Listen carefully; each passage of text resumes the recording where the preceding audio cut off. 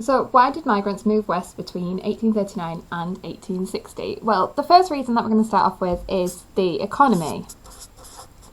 In 1837, the banks collapsed in the east. Okay, so banks collapse in the east. So this is where the original 13 colonies was. So obviously this is where the majority of people were living at the minute. Now, banks collapsing led to a myriad of things. It led to low wages.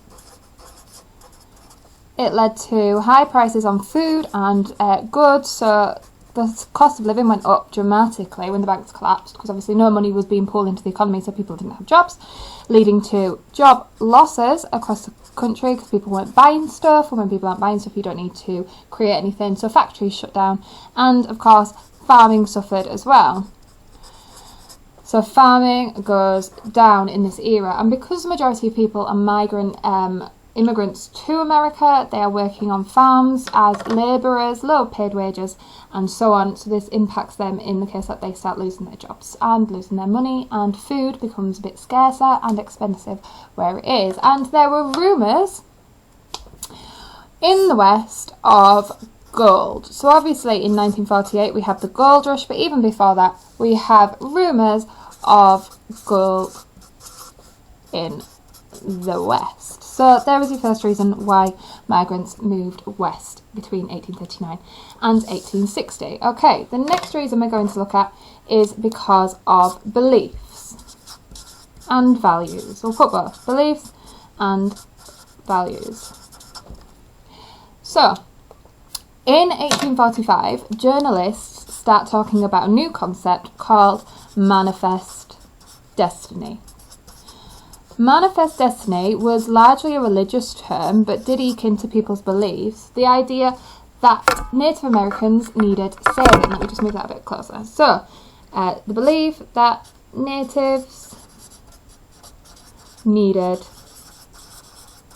saving. And I'm going to put that in inverted apostrophes because it was the idea that it was God's plan for the white American to turn the Native American into their culture. So to turn the culture of natives and to create peace among them. That is what would make America strong, was the idea that God's mission for them was to convert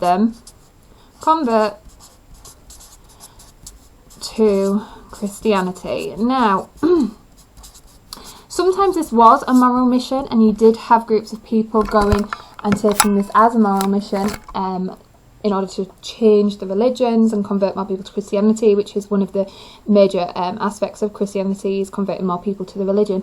However, a lot of people use this as an excuse to go and find more money, an excuse to take over Indian lands when they couldn't find a better excuse to do so. So, manifest destiny is one of the key reasons why beliefs and values led to migrants moving west. Finally then, the third reason we look at is because of opportunities. Now, following the collapse of the economy in 1837, opportunities.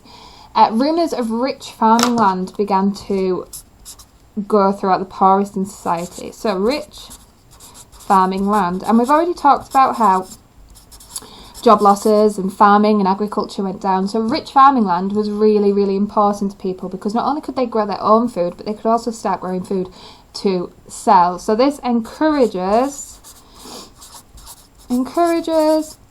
traders to move as well, because where there is farming, there is trading as well, in order to sell that food and make money on it, obviously. The government also encouraged this. So the government encourage this idea of rich farming land. There's posters sent out, publicity around the idea of people moving to get more farmland to make their little homesteads. And then on the back of this, in 1841, we have the Pre-Emption Act. This was the government again, so I'm going to draw a line there because it's the government encouraging people. The government encouraged through the Pre-Emption Act. This said that anyone, farmer really, anyone who built a house and cleared the trees would be offered that land first. Now, this was really important because if you think back to expansion, and we have the land speculators, those rich men who move into that land and buy it all up before anyone else could afford to gather the money for it. This was aimed at stopping that from happening in terms of the West. You have lots of farmers who can go and pick out a piece of land, clear the trees, and then buy it as first choice, so the government would give it to them first.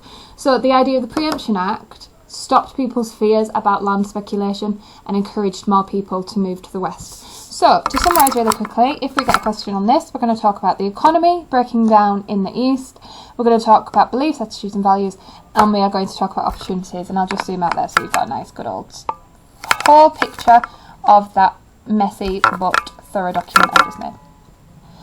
Why did migrants move west 1839 to 1860?